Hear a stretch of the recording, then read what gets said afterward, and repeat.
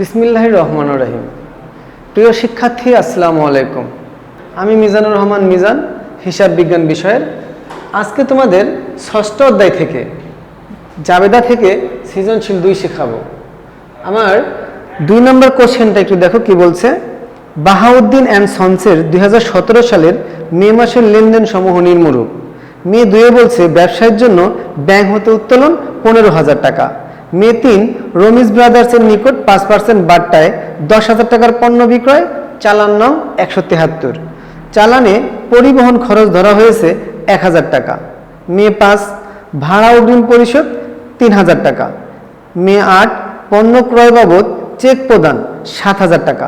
মে 10 তারিখে বলছে 5% বাট্টায় শাহাদাত অ্যান্ড কোংয়ের নিকট 9,000 টাকার পণ্য বিক্রয়, চালান নং 174। প্যাকিং চার্জ 500 টাকা। মে 15 নগদ উত্তোলন 1,000 টাকা। এখন আসো কোশ্চেনে কি বলছে। কয়ে বাহাউদ্দিন অ্যান্ড সন্সের মে মাসের বিক্রয় খাতে বাট্টার পরিমাণ নির্ণয় করো। খতে বলছে উপযুক্ত লেনদেনের ভিত্তিতে বিক্রয় জাবেদা প্রস্তুত করো। গতে বলছে বিক্রয় জাবেদা সংশ্লিষ্ট লেনদেন ব্যতীত অবশিষ্ট লেনদেনের সাধারণ জাবেদা দাখিলা দাও। আমরা কতে বলছে বাহাউদ্দিন অ্যান্ড সন্সকে মে মাসের বিক্রয় খাতে বাট্টার পরিমাণ। তাহলে আমরা দেখব বিক্রয় খাতে বাট্টার পরিমাণ কত। আগে আসো সবটা কি করছি, লিখছি তারিখ, বিবরণ, টাকা টাকা, এবং আমরা যা বের করব তা লিখছি বিক্রয় খাতে বাট্টার পরিমাণ। তাহলে বিক্রয় বাট্টার পরিমাণটা কত আমরা একটু দেখি। আগে দেখো এখানে বিক্রয় আছে কোন তারিখে, মে 3 তারিখে আছে রমিজ ব্রাদার্সের নিকট 5% বাট্টায় 10,000 টাকার পণ্য বিক্রয়। তাহলে আমরা এটা লিখি, মে 3 তারিখে লিখো 2017 ইং মে 3 রমিজ ব্রাদার্সের নিকট। তাহলে লিখো রমিজ ব্রাদার্সের নিকট,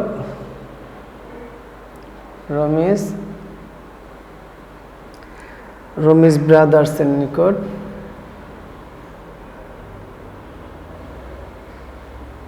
নিকট 5% বাট্টায় 10,000 টাকার পণ্য বিক্রয়। তাহলে 10,000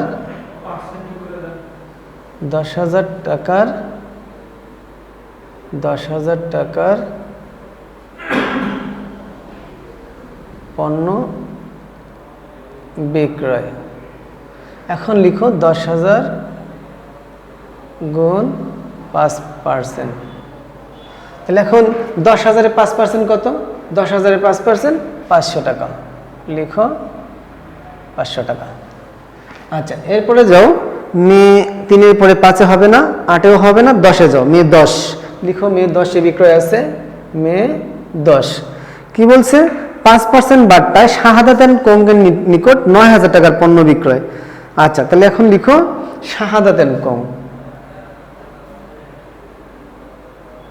শাহাদাত অ্যান্ড কোংয়ের নিকট 5% বাট্টায়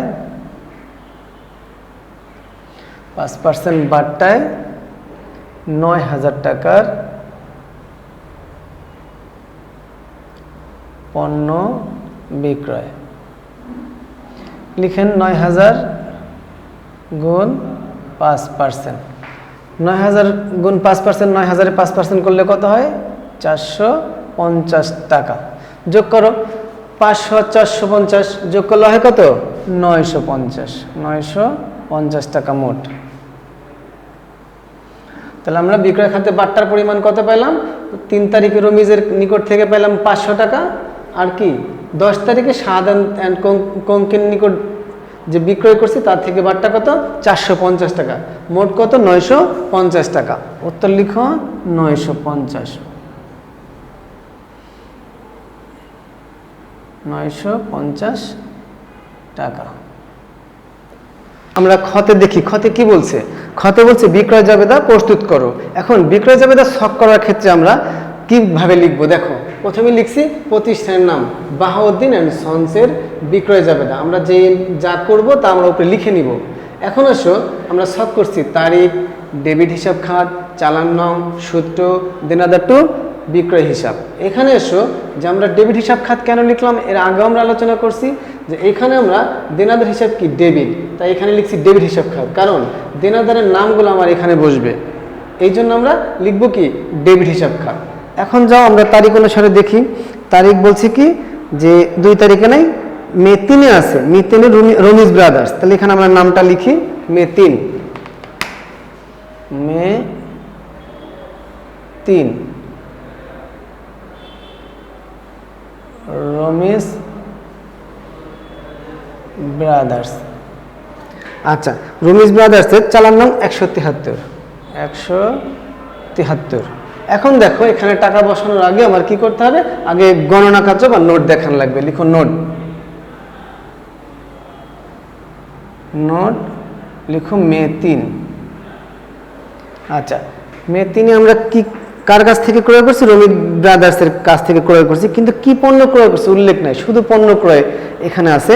তা আমরা লিখি নোটটা এইভাবে, রমিজ ব্রাদার্সের নিকট থেকে পণ্য ক্রয়, রমিজ ব্রাদার্সের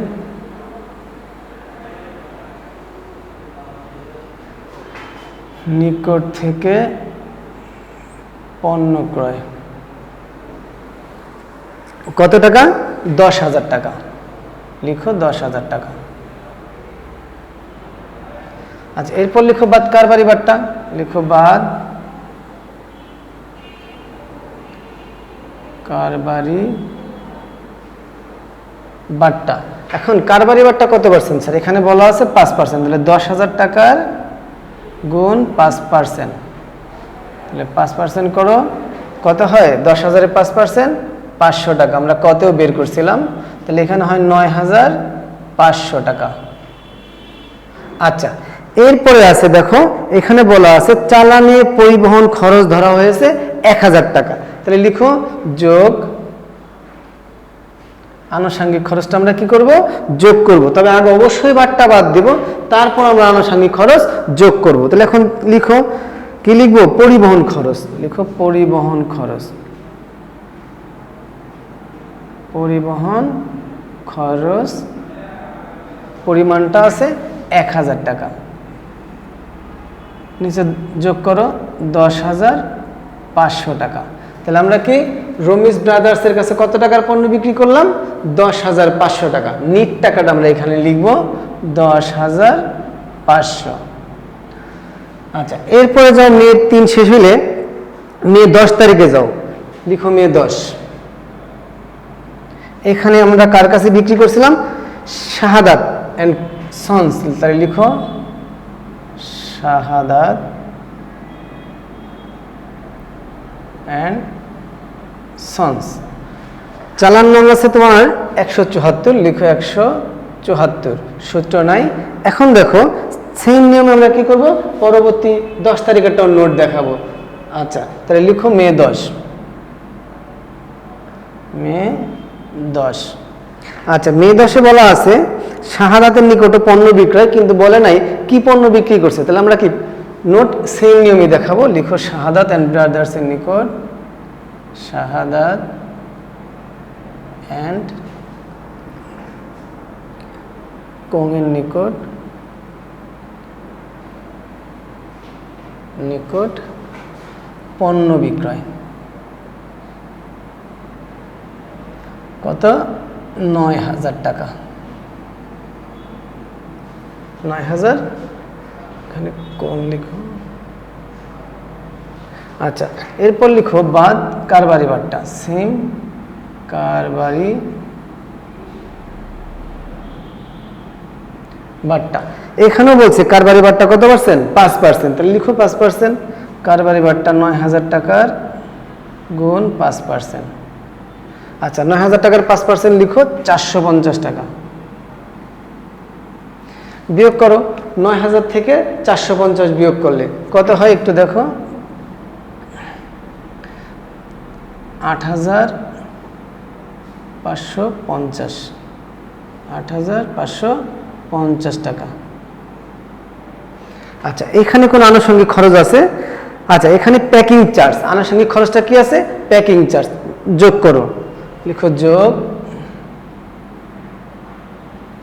প্যাকিং চার্জ।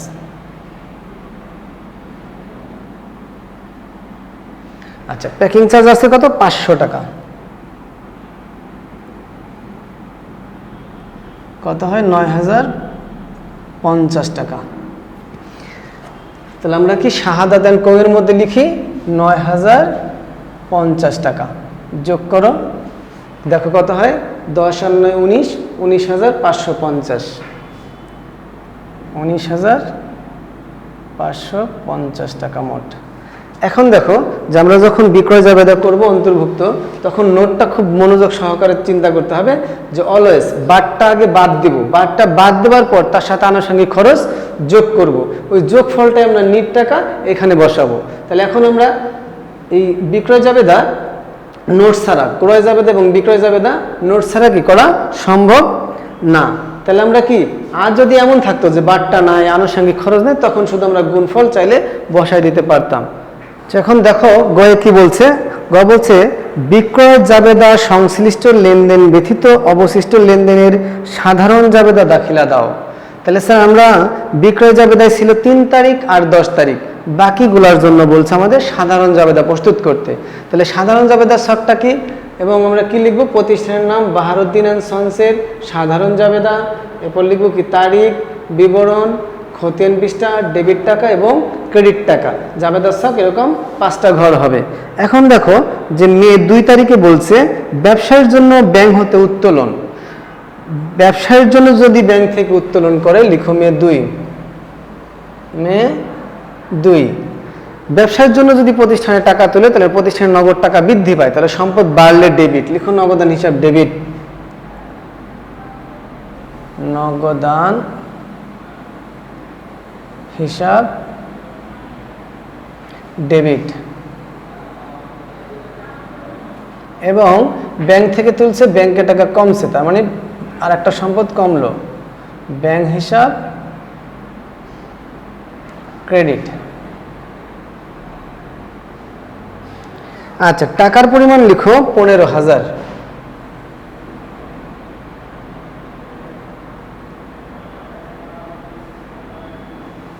15,000। আচ্ছা, 2 তারিখ শেষ, 3 তারিখ হবে না, 5 তারিখে যাই। মে মাসের 5 তারিখে বলছে ভাড়া অগ্রিম পরিশোধ 3000 টাকা। লিখো মে 5। অগ্রিম ভাড়া প্রতিষ্ঠানের জন্য কি সম্পদ, শুধু ভাড়া দেয়, কিন্তু ভাড়ার আগে যদি অগ্রিম থাকে বা খরচের আগে যদি অগ্রিম থাকে, পূর্বে অগ্রিম লেখা থাকলে এটা কি সম্পদ, অগ্রিম খরচ কি সম্পদ। তাহলে লিখো অগ্রিম ভাড়া হিসাব ডেবিট, অগ্রিম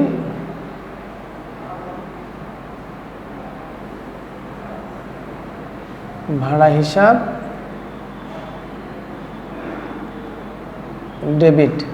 আর অগ্রিম ভাড়া নগদ টাকা দিছি, নগদান সম্পদ, সম্পদ হ্রাস পাইলে হবে ক্রেডিট। লিখুন নগদান হিসাব ক্রেডিট।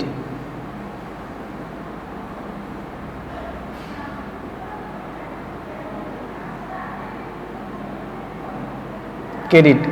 টাকার পরিমাণ কত লিখবো? টাকার পরিমাণ লিখো 3000 টাকা।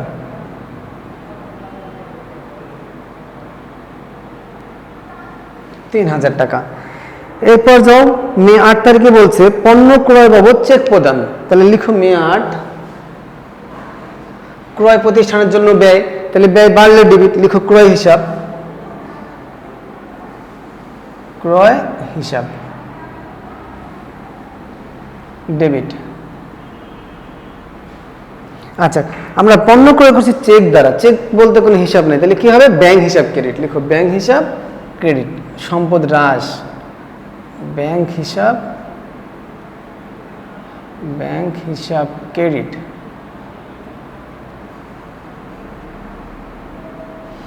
ক্রেডিট। টাকার পরিমাণ লিখতে হবে 7000 টাকা।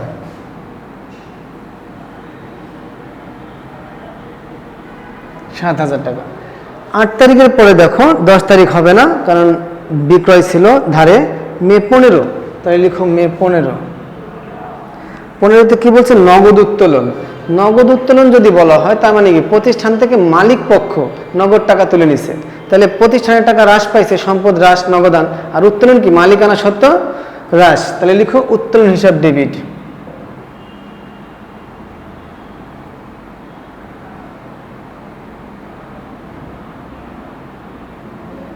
উত্তোলন হিসাব ডেবিট আর নগদান হিসাব ক্রেডিট।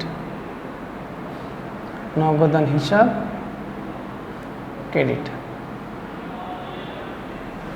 টাকার পরিমাণ আছে 1000 টাকা, লিখো 1000 টাকা।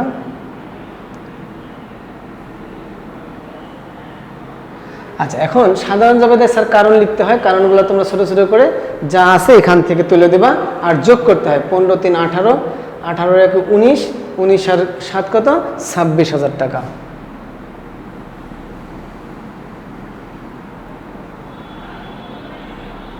মোট কত, 26,000 টাকা। 15 3 18, 19, 19 আর 7, 26,000 টাকা। এখন আসো যে আমরা কি শিখলাম তাহলে, যে যদি সম্পদ বৃদ্ধি পায় ডেবিট, সম্পদ হ্রাস পাইলে ক্রেডিট। সেম সম্পদ বৃদ্ধি সম্পদ হ্রাস, ব্যয় বৃদ্ধি সম্পদ হ্রাস, আর কি মালিকানা সত্ত্ব হ্রাস সম্পদও হ্রাস। এইভাবে আমরা সাধারণ জাবেদায় অন্তর্ভুক্ত করব। আশা করি আমরা সৃজনশীল 2 সুন্দর মতোই বুঝতে পারছি। আজকের জন্য এই পর্যন্তই। পরবর্তীতে আমরা আরও যে অঙ্কগুলো আছে এগুলো সমাধান করব ইনশাল্লাহ। আল্লাহ হাফেজ।